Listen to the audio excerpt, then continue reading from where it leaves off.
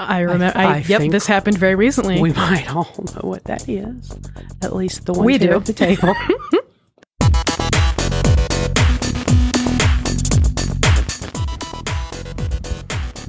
Let's party. Let's do it. Like it's the greatest year in film. Would that be 1999? That would be 1999. With me again is my mom. Say hello. Hi. All right, today's mini-sode is A Midsummer Night's Dream. What is this year even? It's the tagline that I would give it. This is technically our second Shakespearean adaptation, and only slightly more straightforward than 10 Things I Hate About You, because it is kind of all over the place in aesthetic and... Is this after? Yeah. That one? Okay. So, yeah, I had no idea 10 Things About You was Shakespeare. Yep. Which might explain why I didn't watch it. Didn't care. So this was your selection, and you kind of pulled it out of nowhere. Like it wasn't. I did. Wasn't on my radar at all until you demanded it. Yes. So what made you choose it? Well, I all my life have hated Shakespeare. Right. Which I don't know why, because never read it, never saw anything, never. You didn't have to read anything for school? No. Really? Nope. I was going to I was going to bachelor classes at a now defunct college, and I was taking a humanities class, and my teacher, Miss Catherine Fiala, cheers to you, Kate. This was one of her, I think, get you out of your comfort zone kind of assignments. So we were to read, or we could choose whatever we wanted, but I chose a Shakespeare. I honestly can't even tell you what it was. Maybe it was Othello. I'm not That's my favorite. If that was it or not. But anyway, I freaking loved it. I did. I mean, when you're if you haven't read any of it, it's very unapproachable. It's extremely unapproachable. Like, you have to either have a teacher do it with you, or at least a book with footnotes on the page. Yeah, and she's a pro. Oh my God, totally. She was a pro. I mean, she owns a bookstore. Yeah, right, true. But anyway, I think that was probably the biggest thing that drew me to it. And after that, when I saw who was in it, I guess I don't even know if I saw it advertised or what, or realized that it was not the first one that had ever been made of it, you know. But, you know, Stanley Tucci, my God. Oh my God, the Tooch. Why would you not, right? Right. So, yeah, watched it. Amazed again that I understood so much of it, first of all. And, you know, when we were rewatching it last night, you said, do you want to turn on the subtitles? And I'm like, no, I'm getting this. But I watch a crap ton of you do like English, British TV, BBC dramas, yeah, that sort of stuff. So you're in it. So I was pretty cool with it. But and I like also to try to figure it out. Right. Although, you know, last night when we started it, I was like, oh, yeah, I don't know about this. It's a little deep for me. You almost wanted to stop it, and I was like, I did. It's not going to be that deep. Don't even worry about it. I know. I mean, fantasy, fairies, flying blips of light turning into gorgeous little humans, and I'm a fantasy girl, you know. So I think that drew me to it as well. Before we rewatched it last night, when was the last time you had seen it? Was it when you were in school? No, gosh, no. It was more recently. It was probably when I was in Bloomington, maybe with you, and I didn't have cable, and I was playing everything I could. Right, all the DVDs available. Yeah. So that's been some years. All right, so the summary from IMDb is, lovers' lives are complicated by city law, feuding fairy royalty, and love. Let me just read that again. Lovers' lives are complicated by love. Just saying. What the fuck? So what can you tell us about this movie? What did you notice? Well, you know, with it being Shakespeare and all, I sort of more gravitated towards the visuals. The visuals. Yeah. It's an incredibly visual movie. It's a gorgeous freaking movie. It really is. So this adaptation is pretty weird, again, for being a little more straightforward than a modern day adaptation. It's a period piece, so it's supposed to be like early 1800s, right? Right. But they have, let's start small. Okay. They have phonographs, records, yes. Vinyls, bikes, bicycles, yes. They tried to explain that, though. Mountain bikes with electric lights on the front. Well, you know, I didn't mention that as we were watching, but I'm like, how the fuck does that work? Like the first weird thing you see is like, that's a phone. Are records that old? Like, I think I said that out loud. You did say that out loud. No, they're not. This is just a weird ass anachronistic movie. That is correct. I feel like I interrupted you. What were you saying? What was I? We were talking about the bikes. God, I don't know. I lost me. Sorry. When you hear the title of this movie, what is the image that comes to your mind? What is most emblematic for you?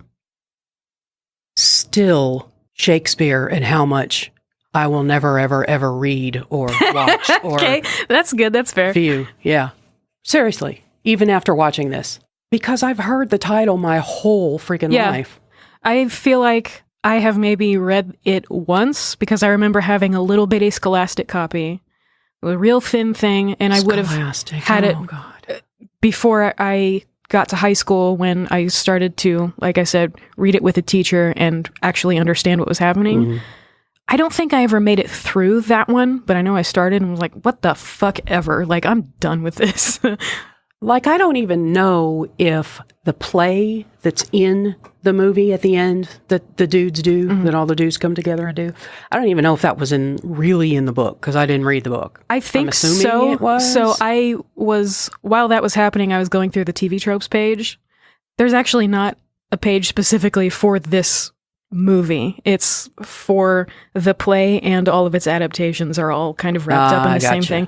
But they continually talk about that play and like the play in a play kind of thing. So yes, I think it was in there. I didn't really see what it had to do with any fucking thing. No, well, yeah. Think about Kevin Kline, who would not be here today without Indiana University. Okay. We are not sponsored by Indiana University. We are not, sorry. I am sponsored by Indiana University. They're giving you money? Because I've only given them money. Right. We are still giving them money.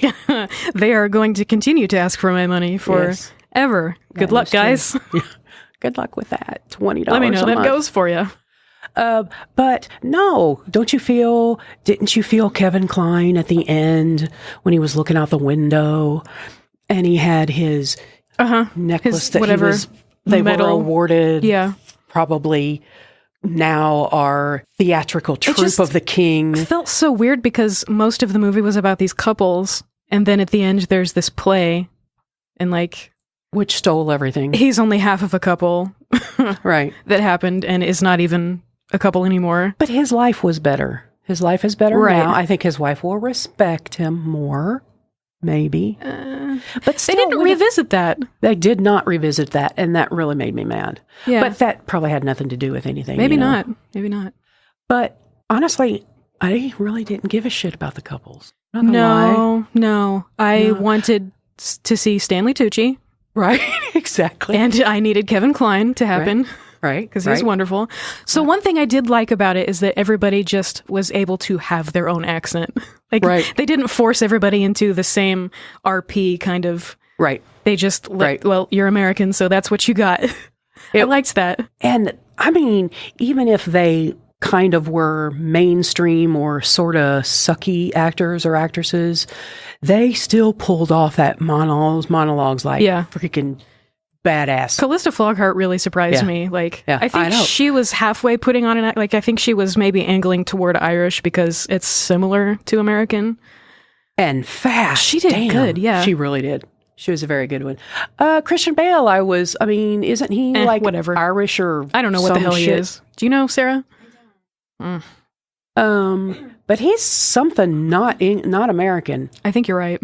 And there's no way he to know. sucked the most. There's no way to know. I mean, we could wiki him up. No way to know. Okay. I will trust you are right on that. This is a hard one. What is the most 90s thing about this movie? Oh, man. It's so difficult because it is a period piece. Are so right there. So, like even the things that are anachronistic in it, like the bikes and the records. I was just going to say they have a bicycle. But that's the thing, like, that could be from any modern time. Right. They were yellow bikes. It was like it was not clearly supposed to be some kind of old-timey, like, what are those things called? The big damn, that has the giant front wheel and the little bitty back wheel. It wasn't like those. It was just a fucking mountain bike. Yeah. Which was useful. And that didn't strike me as excessively 90s. It was just, I don't know. I think the only commonality there was it was made in 1999. Yeah, I think that's pretty much it. There wasn't anything specifically 90s about it. Is there anything that doesn't hold up?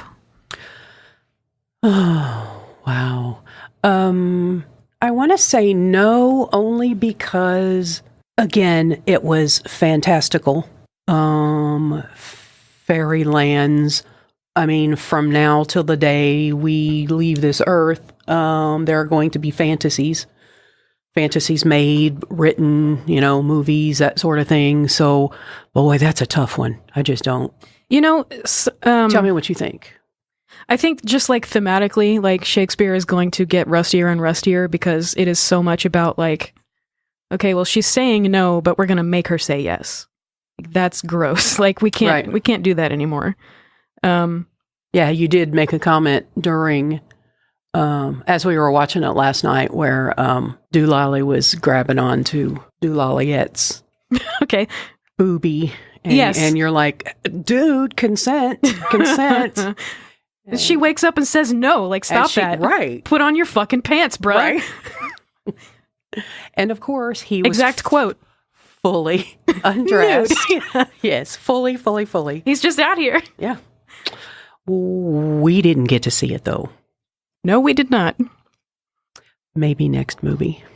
And just to be fair to the ladies, Callista Flockhart was pretty creepy, too. Like, she was very much stalkery, like... No means no, but she is pursuing way too hard. Not perverted, not in a perverted way. No, but definitely like psycho girlfriend. I mean, but that I did not mean to defend her in any way. Sure. As far as will it hold up going forward, what do you think?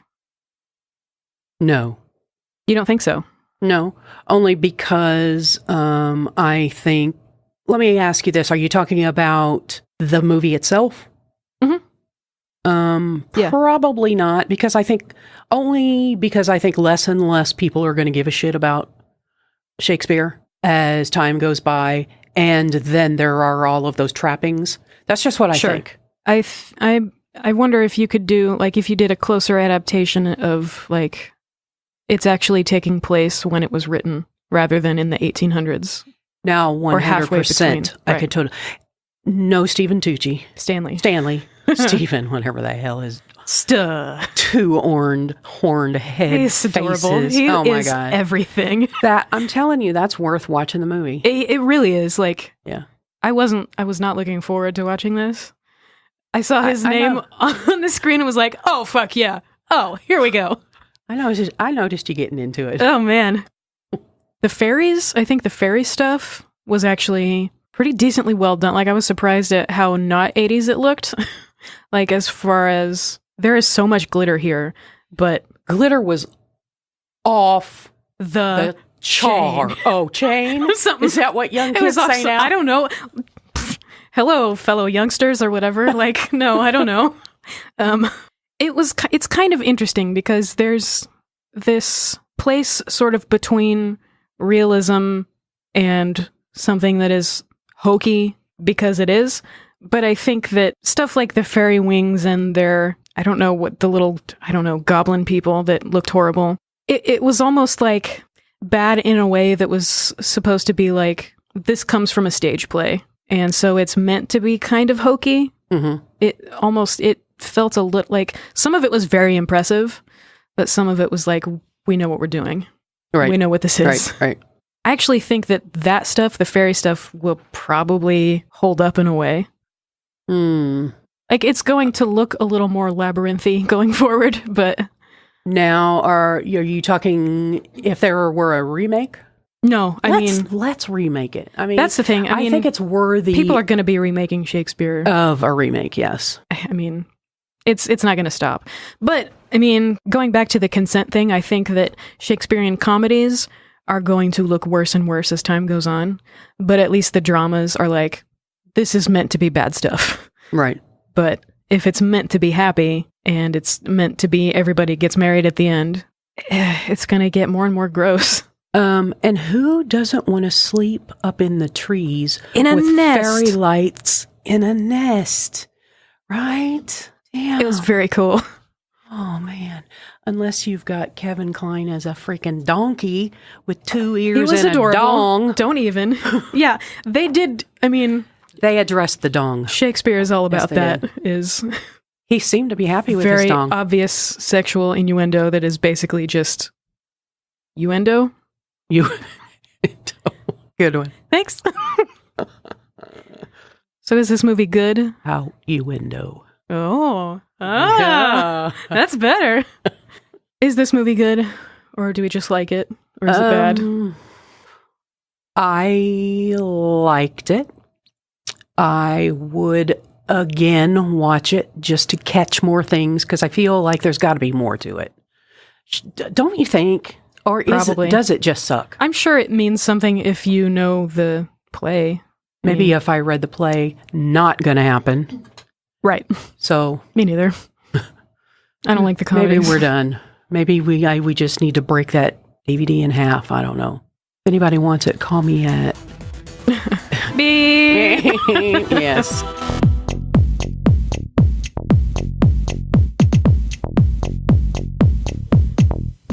$19.99 lives on at geekspective.com, where you can find other silly podcasts like this one. You can reach out to this show on the social medias at Plitgif, PLITGYIF. That's Twitter, Instagram, and Tumblr. You can find me on Tumblr at Bethesda Solution. So I'll talk to you later. Hope to see you at the next party.